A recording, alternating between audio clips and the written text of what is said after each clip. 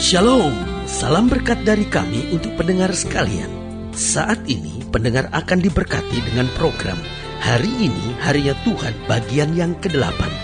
Sebuah program rohani tentang doktrin Alkitab yang menolong kita untuk semakin tertanam dalam kebenaran firman dan bertumbuh dalam kemuliaan. Bersama hambanya, Pendeta Gilbert Lumwendong, STH. Banyak orang merasa doktrin Alkitab sebagai sesuatu yang membingungkan. Tetapi tahukah saudara bahwa doktrin Alkitab intinya adalah memahami Alkitab dengan benar, dengan pemahaman yang sistematis, sehingga kita terus dapat tertanam di dalam kebenaran firman, sehingga kita terus bertumbuh di dalam kemuliaan Allah. Buka hati saudara sekalian untuk menerima berkat-berkat firman-Nya hari ini. Dunia hari-hari ini makin banyak orang inginnya ngomong tapi tidak mau mendengarkan. Coba kita lihat misalnya banyak masalah-masalah rumah tangga terjadi. Kenapa? Karena suami ingin ngomong, istri mau ngomong nggak bisa ngomong. Istri mau ngomong, suami nggak mau dengarkan. Suami mau ngomong, istri nggak mau dengarkan. Ya kan? Dalam pelayanan juga gitu. Banyak keributan terjadi. Kenapa? Yang satu mau ngomong, yang satu mau ngomong. Hamba Tuhan yang satu mau ngomong, yang satu juga mau ngomong. Jadi persoalannya tidak ada yang mau mendengarkan. Dan itu persoalannya Alkitab berkata banyak orang yang hanya ingin berbicara tetapi tidak ingin mau mendengarkan. Nah, banyak masalah yang timbul seringkali seperti terjadi. Kenapa? Karena kita tidak mau mendengar. Seringkali orang tua tidak mau mendengar anak-anaknya, cuma ingin ngomong. Ada banyak anak-anak juga sama, tidak mau mendengar orang tuanya, cuma ingin didengar, ingin ngomong. Nah, saya pelajari adapun kenapa sih persoalannya orang tuh nggak mau mendengar gitu. Karena untuk mendengar yang pertama dibutuhkan penguasaan diri.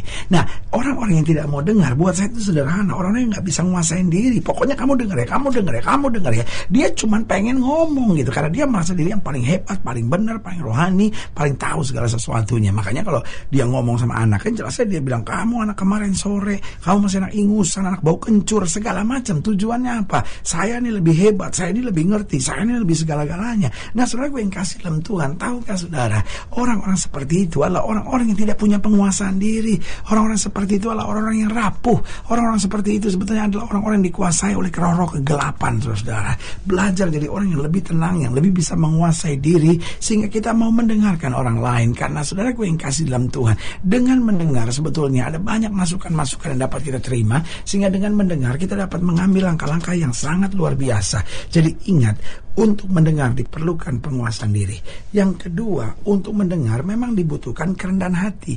Ada banyak orang sombong karena dia merasa, wah kalau saya dengerin, wah berarti saya dikendalikan dong, ya kan? Makanya ada banyak suami misalnya nggak mau ngedengerin istrinya karena dia ngerasa gini, loh kalau saya ngedengerin istri saya, artinya saya di bawah telapak kaki istri saya dong, saya dibawa ketiak istri saya dong, gitu kan. Jadi persoalannya ada banyak orang terlalu sombong untuk mau mendengarkan orang gitu loh. Dia tuh siapa, saya tuh siapa, dia orang miskin tuh saya mesti dengerin, wah saya enaknya dia dong, gitu kan. Dia orang bodoh, saya orang pintar kok, masa saya mesti dengerin dia, itu dia kan. Jadi seringkali persoalan kita tidak mau mendengar, kenapa? Kesombongan kita. Jadi yang pertama, untuk mau mendengar dibutuhkan penguasaan diri. Yang kedua dibutuhkan kerendahan hati. Yang ketiga, untuk mendengar dibutuhkan pikiran yang tenang. Orang-orang yang parno, orang-orang yang dasar pemikirannya tuh penuh dengan hal negatif, emosi, lalu khawatir gitu. Nah, nggak pernah bisa mau mendengarkan. Sehingga orang yang tidak mau mendengarkan sebetulnya adalah orang yang tidak bisa berpikir tenang. Kalau saya menghadapi orang yang pengen ngomong, diam aja dulu. Karena orang seperti ini memang nggak ada penguasaan diri, orang seperti ini nggak ada kerendahan hati, dan orang seperti ini nggak punya pikiran yang tenang. Sehingga sudah mau paksakan ngomong bagaimanapun nggak ada gunanya. Itu sebab selalu saya bilang, ketika ada seorang sedang begitu emosi, sudah mau ngomong apapun gak ada gunanya, karena pikirannya lagi gak tenang. Belajar, makanya ada pepatah bahasa Jawa yang berkata, sing waras ngalah. Artinya yang waras, yang lebih tenang gitu, yang lebih sehat itu ngalah aja gitu. Karena justru dalam ngalah itu kita mengalami kemenangan, ya kan? Jadi ingat, untuk mau mendengar dibutuhkan penguasaan diri. Untuk mendengar dibutuhkan kerendahan hati. Yang ketiga, untuk mau mendengar diperlukan pikiran yang tenang. Dan akhirnya keempat, untuk mau mendengar diperlukan kemauan untuk menyelesaikan masalah. Ada orang kan persoalan tidak mau menyelesaikan masalah, pokoknya pengennya saya tuh yang benar gitu, ya kan? Jadi kita kita nggak mau menyelesaikan masalah, kita cuma pengen nekenin bahwa pokoknya saya benar, saya itu nggak salah, saya itu yang paling tahu segala sesuatunya, saya itu paling ngerti. Ini kan orang-orang egois, saudara. Sebagai hamba Allah, saya hanya mau ingatkan, mari kita punya mental setiap kali ada masalah, selesaikan masalah. Bukan paksakan orang untuk ngerti kita, bukan paksakan orang mengerjakan apa yang kita mau. Pak, sebagai suami, saya mau ingatkan buat bapak-bapak, jangan jadi orang yang selalu cuman pokoknya istri harus dengar, istri harus nurut gitu. Tapi belajar selesaikan masalah. Sebetulnya the real problem apa sih gitu. Masalah utamanya, masalah intinya itu apa sih? Kalau kita mau dengar dan kita punya memang tekad kemauan untuk menyelesaikan masalah, bukan cuman pengen ketahuan saya benar. Karena ternyata tiba-tiba waktu kita mau dengar, kita diskusi, baru kita tahu, oh iya ya, ternyata saya ada salahnya. Tapi kadang-kala juga justru dalam diskusi ketahuan, oh iya ya, saya yang benar gitu. Jadi dari semuanya itu, kalau kita mau punya kemauan untuk menyelesaikan masalah, berarti kita mau ngomong pada saat kita mesti ngomong, dan kita mau mendengar pada saat kita mesti mendengar.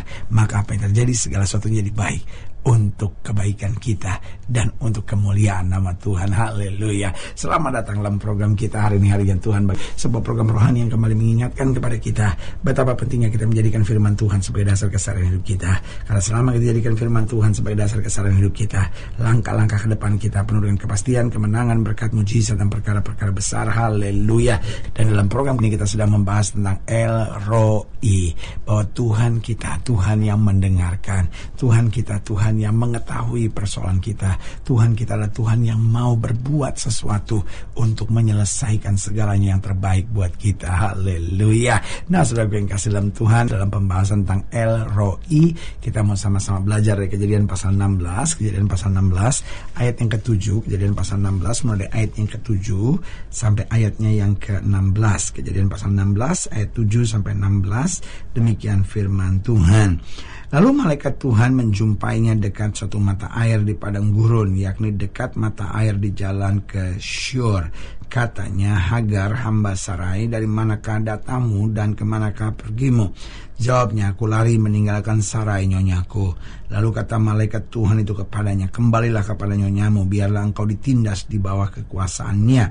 Lagi kata malaikat Tuhan itu kepadanya, aku akan membuat sangat banyak keturunanmu sehingga tidak dapat dihitung karena banyaknya. Selanjutnya kata malaikat Tuhan itu kepadanya, engkau mengandung dan akan melahirkan seorang anak laki-laki dan akan menamainya Ishmael, sebab Tuhan telah mendengar tentang penindasan atasmu itu. Ishmael, Tuhan mendengar. Seorang laki-laki yang lakunya seperti keledai liar, demikianlah nanti anak itu, tangannya akan melawan tiap-tiap orang dan tangan tiap-tiap orang akan melawan dia. Dan di tempat kediamannya ia akan menentang semua saudaranya. Lihat, seorang laki-laki yang lakunya seperti keledai liar. Itu yang kita lihat hari-hari ini. Ini kelompok terorisme. Jadi ini bukan bicara sebuah kelompok agama tertentu, tapi ini bicara tentang aliran tertentu di mana orang menjadi begitu kasar seperti keledai liar, bodoh tetapi liar, saudara-saudara, ya kan? Dikatakan tangannya akan melawan tiap-tiap orang dan tiap-tiap orang akan melawan dia. Lihat sekarang terorisme sedang dilawan oleh setiap orang, dan terorisme juga menyerang ke sana kemari. Saudara gue yang kasih dalam Tuhan, ini semua sedang digenapi oleh firman Tuhan. Ayat 13, kemudian Hagar menamakan Tuhan yang telah berfirman kepadanya itu dengan sebutan, engkaulah El Roi. Engkau yang berbicara, engkau yang menuntun, engkau yang mendengar, engkau yang menyediakan yang terbaik. Sebab katanya, bukankah di sini kulihat dia yang telah melihat aku. Ayat 14, sebab itu sumur tadi disebutkan orang sumur Lahai Roi, letaknya antara Kadesh dan Bered. Lalu Hagar melahirkan seorang laki-laki bagi Abram, dan Abram menamai anak yang dilahirkan Hagar itu Ishmael. Abram berumur 86 tahun ketika Hagar melahirkan Ishmael baginya. Nah, saudaraku yang kekasih dalam Tuhan, dari ayat-ayat bacaan ini saya pelajari, kalau saja kita mau mendengar, maka ada beberapa hal yang akan terjadi. Yang pertama, kita dapat berpikir lebih luas lagi, saudara. Kalau kita cuma mau ngomong, lama-lama kita cuma jadi pribadi yang begitu sempit. Tapi kalau kita mau mendengar, otomatis kita akan banyak tahu, kita lebih tentram, dan akhirnya pola pikir kita, pengetahuan kita lebih luas lagi. Untuk menyelesaikan masalah kita, pertimbangan kita lebih luas lagi. Karena saudaraku yang kasih dalam Tuhan, orang yang mau mendengar, saya beri nama adalah orang yang bijaksana. Tapi orang yang tidak mau mendengar buat saya adalah orang bodoh yang cupat, saudara-saudara. Mari dalam hidup ini belajar sebelum kita ngambil keputusan, dengar sebanyak-banyaknya sehingga kita berpikir lebih luas lagi. Yang kedua saya pelajari, kalau saja kita mau mendengar, kita dapat melihat jalan keluar yang tepat. Saudara yang kasih dalam Tuhan, kalau saja kita mau mendengar, maka jalan keluar yang kita ambil akan menjadi jalan keluar yang luar biasa, saudara-saudara. Tapi kalau kita tidak mau mendengar, maka jalan keluar yang kita ambil adalah jalan keluar yang berbahaya. Karena sebagai hamba Allah saya bilang, jangan cuma mau ngomong, jangan cuma mempertahankan prinsip, jangan cuma neken orang, tapi ayo kita mau mendengar, kita akan melihat jalan keluar yang dahsyat, yang luar biasa.